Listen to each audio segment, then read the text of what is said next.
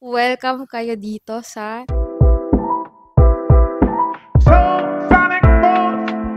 Travel and Real Adulting Podcast. I'm Jamie. And I'm John. So, alam niyo na, yung episode na ito is about travel and real adulting. Pero for now, pag-uusapan natin itong bagong bahay. Nasa bagong setup na naman tayo. Ibig sabihin, nasa travel na naman po ang Yes. dalawang ito. Guys, welcome kayo dito sa Bali, Indonesia. Dito tayo nagsushoot ngayon.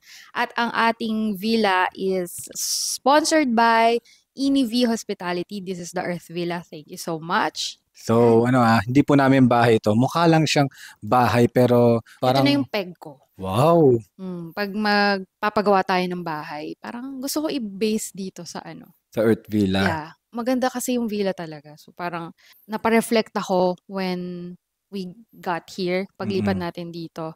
Sabi ko, parang gusto ko pa mag-strive harder natin together para ma-achieve natin yung mga ganitong levels. Pati hindi lang yon, pati opportunities pa, just like this. Kasi nga this is, transparent naman kami, this is sponsored. Di ba? Yun naman yung isa sa mga gusto nating mangyari sa ginagawa nating content creation and travel ngayon. Tsaka may share din natin. Siyempre, parang give and take din tayo na yun, na-share namin ito, na ipapakita namin yung experience namin. Kasi, to be honest din kasi, hindi naman lahat is alam agad kung paano mag-travel, alam agad kung ano yung mga ins and out. Even kami dito, first time namin sa Bali, is yun, with the help of our friends, we are able to to experience this kind of experience dito sa Bali.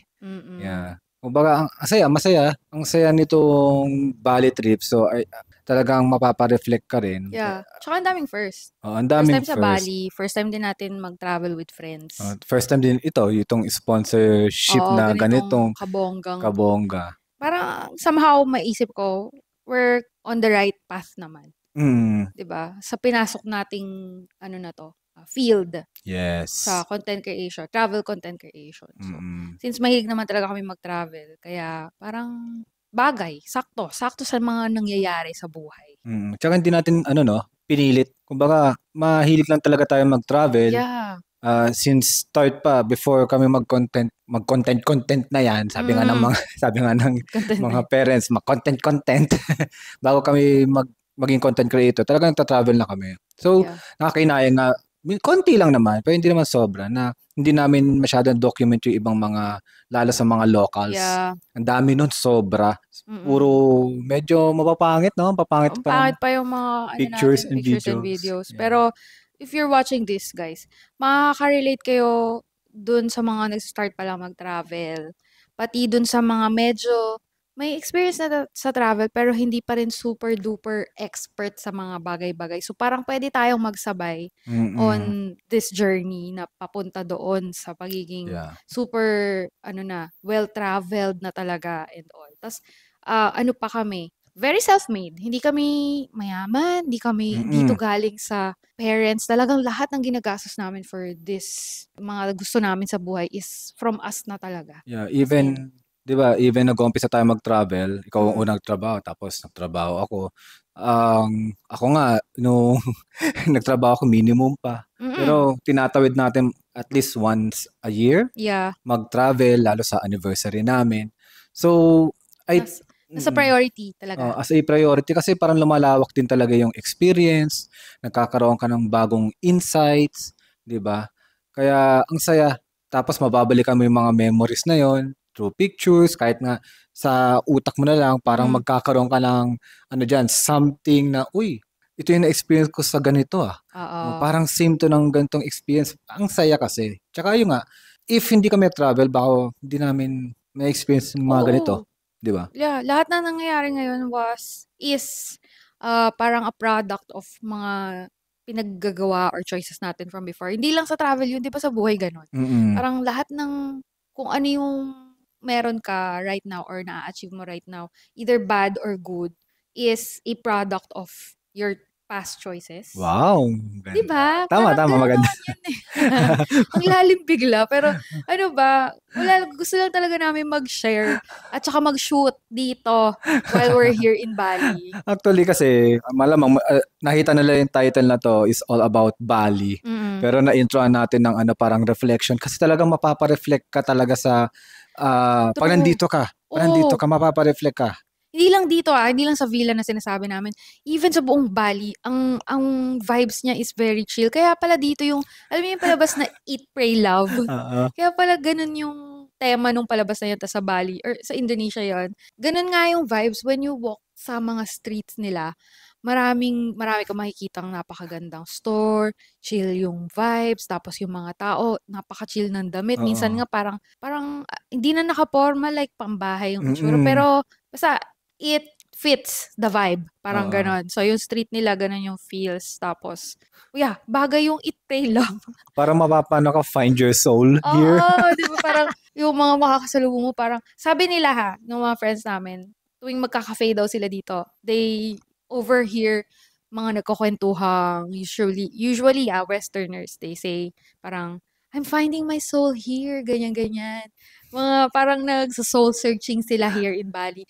And we're not mocking. I feel like fit na fit siya. Mm. Yung ganung feels, yung ganung vibes kapag pumunta kayo sa Bali. Diba, tingnan nyo, umpisa pa lang ng episode, Napareflect kami. Walang script to, guys, ha. Isipin mo, hindi, parang binigyan lang namin ng, ito yung title or ito yung gawin nating podcast episode.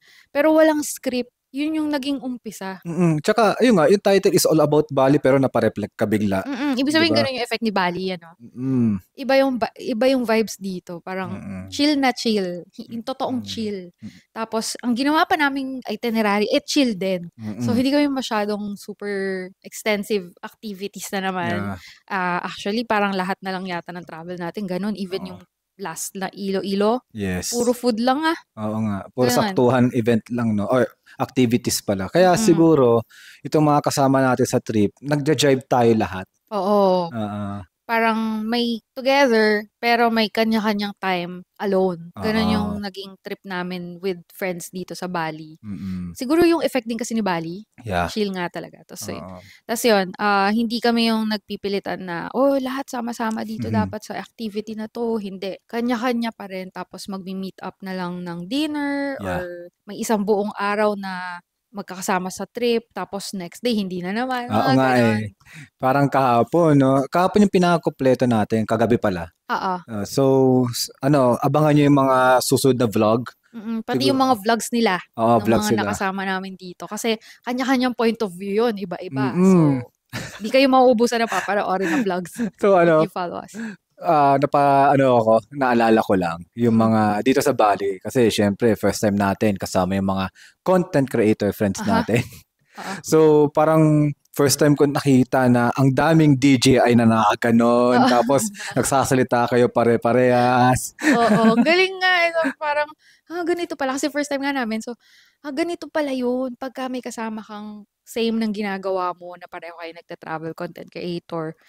Sabay-sabay kayong nagsushoot, sabay-sabay kayo nagsasalita, pero nagbibigayan naman. Bigayan Kunyari, talaga. lalayo muna kasi nga para hindi magkarinigan or giveaway muna sa ibang magsushoot. O sige, ikaw muna.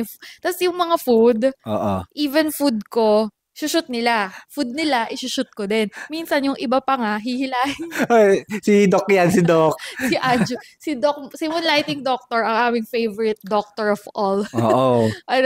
Minsan ang gagawin niya, mawawala yung pagkain sa harap mo kasi kinuha niya pala, then isushoot niya. Tapos babalik naman niya. Nang maayos naman. Wala namang kagat. Oo, hindi naman ginulo or pinapoy.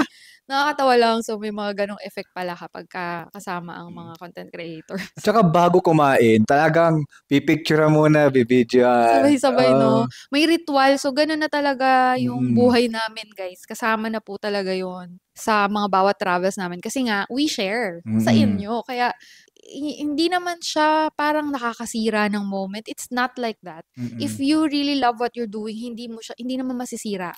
True. Kasi yung iba parang iniisip, panay nagso-social media or nauna pa yung phone kumain kesa sa'yo. Hindi na siya ganun. Hindi naman ganun yung feeling ko eh. Hindi. Parang na siya, parang Part part na, na. routine na siya. We enjoy doing that. Oo, parang nai-incorporate na namin siya sa gawain, sa Oo. every travel. So, parang hindi na siya big deal, di na siya ganun kabigat gawin. Mm. And basta, incorporated na. Part na talaga siya.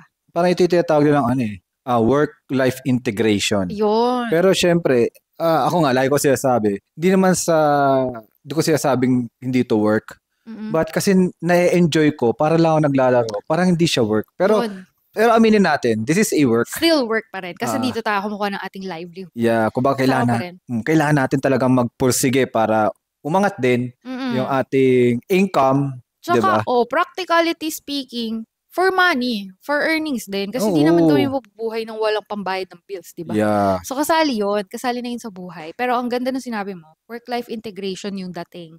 Kasi, habang nagta-travel or yung, let's say, yung kakain na nga lang, isasama mo pa yung pag-shoot kasi nga i-share mo siya later on sa social media.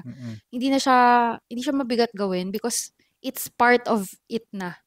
And it doesn't mean, contrary to other people's belief na, hindi nyo na na-enjoy yung moment kasi lagi yung kinukuhanan. Hindi. Sobrang enjoy kaya. Namin, kaya nga namin inuulit-ulit siyang gawin. Sobrang enjoy kaya kung alam niyo lang yung mga behind the scenes talaga. Napakasaya. Grabe. Kumbaga, sorry guys, di namin pwede siyang i-document kasi gusto ko kami lang ang tatawa, Bel.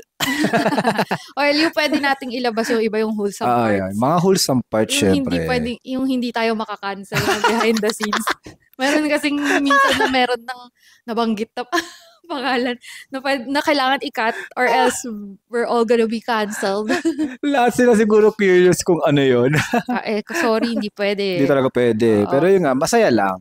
Hindi naman sobrang pang-cancel yun. Siyempre, may mga blip moments. Siyempre mga close na. So may mga inside jokes and all that. Alam ko, makaka-relate kayo. Ganun din kayo sa friends nyo. Ganun kayo sa mga tropa nyo kasi sino pinag-uusapan yung mga artista, diba, mga celebrity or friends. Nasa circle nyo, pinag-uusapan nyo. Kayong dyan, sinungaling. Lahat tayo ganun, may mga parang inside jokes. Yung mga behind the scenes na sinasabi namin na masaya rin na hindi porket we take videos and photos a lot, it means na hindi na kami nag-e-enjoy panay ganun. Kasali siya sa buhay and okay lang siya gawin for us. It's, kumbaga kayo, yung iba na makikinig dito, ang work nyo is, kunyari, teacher, tapos, nag-e-enjoy kayo. Parang ganun din yun. Yeah. Parang ganun din siya sa amin. Ang hirap i-explain because basta, hindi siya burden. Actually, makaka-relate talaga yan yung mga taong they love their job so much. Like, ayun nga, like teachers na gusto nila makita yung mga student nila na masaya. O kaya yung mga policeman na gusto nilang makita yung mga citizens na safe. Safe, yeah. O kaya mga politicians na gusto nilang i-serve ang kanilang kababayan. Yeah. Unless wala ka dun sa mga ganong parang medyo mahirap siya i-grasp talaga.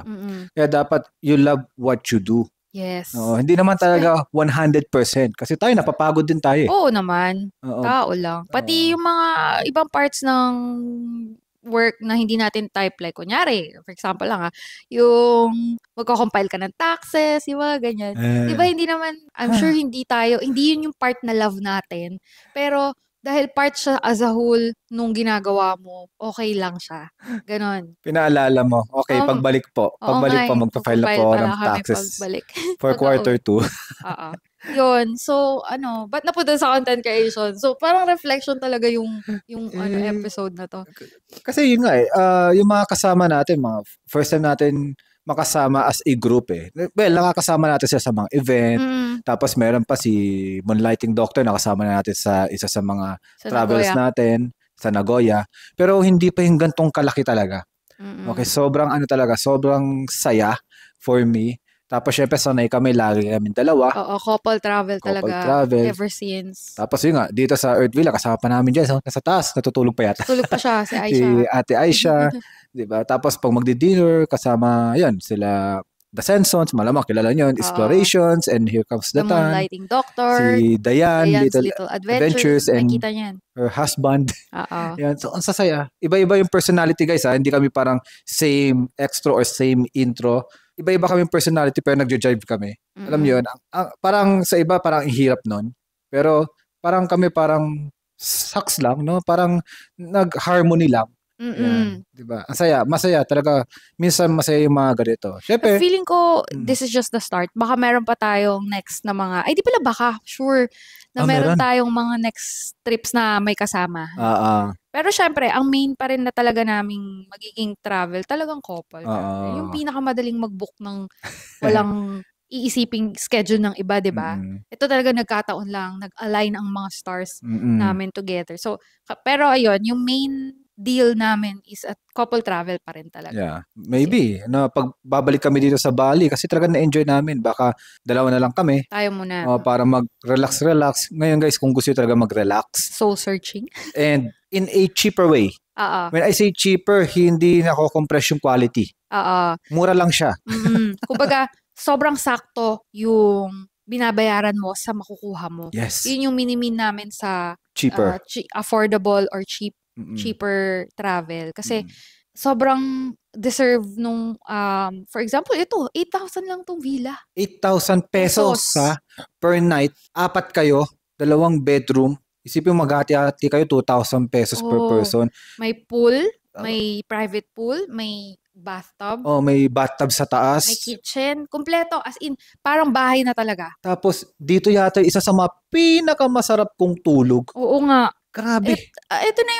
Ito yung pinakamagandang na-stayan natin sa buong travel natin. Oo, so far, Ever yes. since 2012 na nag-start kami mag-travel. So, tapos, yun nga, 8,000 lang. 8,000 pesos. Grabe. Ayoko lang mag-compare sa Philippines. Pwede mo nang hindi sabihin yung name. Yeah. Pero may na-check-inan tayo around 8,000 pesos. 7,000 plus. Siguro 8 mo na. 8,000 for one night. May mga ano pa yun eh. May taxes. Oo, mga 8,000 pesos per night. Tapos parang parang yung mga hotel sa studio Japan, yung mga 12 square meter, 30 square meter.